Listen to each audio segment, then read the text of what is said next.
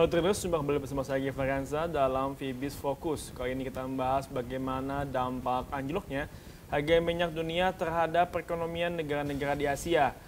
Pada pertemuan sebelumnya kita telah membahas bagaimana penyebab dari pelemahan harga minyak dunia yang disebabkan oleh gejolak dari suplai minyak pada negara-negara penghasil minyak terbesar. Namun kali ini kita akan membahas bagaimana pengaruhnya melemahnya harga minyak dunia terhadap perkembangan ekonomi negara-negara di kawasan Asia. Kita tahu bahwa mayoritas negara Asia merupakan negara pengimpor terbesar dari minyak dunia. Kebutuhan akan minyak dunia sangatlah besar, mengingat sebagian besar negara-negara Asia merupakan negara berkembang yang saat ini potensi pertumbuhan ekonominya masih sangat besar dan juga permintaan domestik terhadap minyak mentah dunia yang semakin besar akibat dari gejolak perekonomian negara-negara berkembang yang masih memiliki potensi untuk terus tumbuh. Berdasarkan data yang dimiliki oleh Merrill Lynch Global menyebutkan bahwa ketergantungan minyak dunia yang dilakukan oleh beberapa negara Asia cukup tinggi, di mana imbas dari pelemahan harga minyak dunia mempengaruhi pendapatan pertumbuhan domestik bruto pada negara-negara di Asia. Contohnya dari Korea, setiap pelemahan dari harga minyak dunia sebesar 10% maka akan meningkatkan pertumbuhan ekonomi negara tersebut sebesar 0,45%. Begitu juga dengan negara di Asia Tenggara yaitu Thailand, setiap pelemahan harga minyak sebesar 10% meningkatkan pertumbuhan ekonomi dari negara Thailand sebesar 0,45%. Adapun negara Indonesia memperoleh pertumbuhan sebesar 0,1% terhadap PDB-nya, mengingat adanya penurunan harga minyak sebesar 10%. Adapun dari yang mengalami kerugian, salah satunya adalah negara Malaysia yang mengalami kerugian sebesar 0,2% dari GDP-nya setelah mengalami pelemahan harga minyak sebesar 10%. Mengingat negara Malaysia adalah negara yang masih bergantung pada ekspor minyak terhadap GDP-nya, sehingga adanya pelemahan dari harga minyak dunia melemahkan pertumbuhan ekonomi negara Malaysia.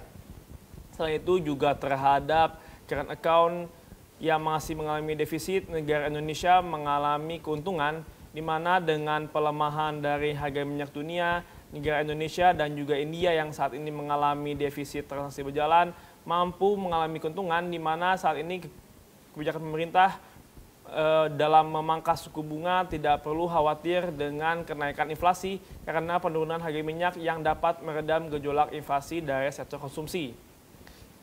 Selain itu untuk kontribusi impor pada negara Asia, contohnya dari negara Jepang, 18% impor yang dilakukan oleh negara Jepang yaitu berasal dari minyak mentah. Saat ini juga ketergantungan minyak mentah dari Jepang terhadap impornya sebesar 3,3% terhadap PDB, sehingga jika minyak mentah mengalami pelemahan yang cukup signifikan, maka perekonomian Jepang mampu tertolong oleh pelemahan harga minyak dan juga dapat meningkatkan konsumsi domestik dari negara Jepang.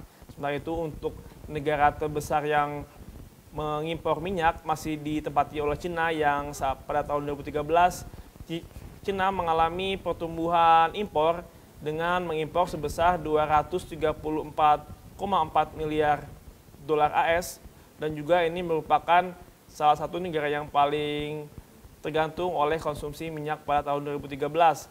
Sehingga jika ada pelemahan harga minyak yang mencapai 50% hingga saat ini ke level di bawah 50 dolar per barel, maka Cina diprediksi akan mengalami penghematan sebesar 50 miliar dolar AS per tahun.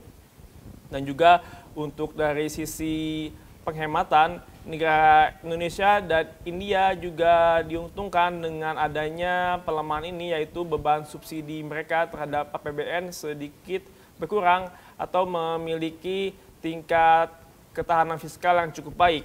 Sehingga jika pemerintahan mampu memanfaatkan peluang dari penurunan harga minyak ini, diprediksi pertumbuhan ekonomi Indonesia mampu mencapai 5,5% dengan didukungnya oleh ketahanan fiskal dan juga ruang bagi neraca transaksi berjalan yang semakin terbuka. Dengan masih tingginya tingkat konsumsi dan kebutuhan impor akan minyak mentah dunia bagi negara-negara Asia, maka dengan adanya pelemahan minyak dunia tersebut membawa keuntungan tersendiri bagi negara-negara Asia. Sehingga negara-negara Asia diharapkan memiliki niat dan juga daya untuk memanfaatkan dari peluang pelemahan minyak dunia sehingga menghasilkan manfaat yang lebih besar untuk pertumbuhan ekonomi di Asia.